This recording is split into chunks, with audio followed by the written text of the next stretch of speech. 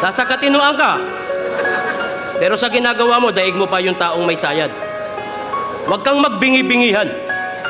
Huwag kang magbulag-bulagan. Huwag mong sagarin yung pasensya ko dahil yung pasensya ko meron ding hangganan. Nung umutang ka sa akin, inunawa kita. Pinagbigyan. Di ako humindi. Pero bakit nung sinisingil na kita dahil kailangan ko ng pera, ako pa tong hindi marunong umintindi. Nagtatrabaho ako para sa pamilya. Kahit mabugbog maghapon ang katawan ko.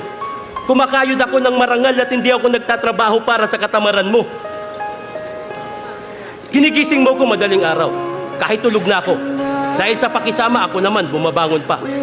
Gusto kong sabihin, pero mas gusto kong maisip mo kung nakakaisturbo ka na ba. Pinautang pa rin kita. Bilang kaibigan mo, binaliwala ko na yung kapal ng iyong muka. Pero bakit nung sinisingil na kita, dahil kailangan ko na talaga, ako pa itong kailangang mahiya? Wala namang problema sa pera eh. Kaya ko yung kitain. Ang hindi ko matanggap, para sa pera, handa mong kalimutan yung pagkakaibigan natin. Without you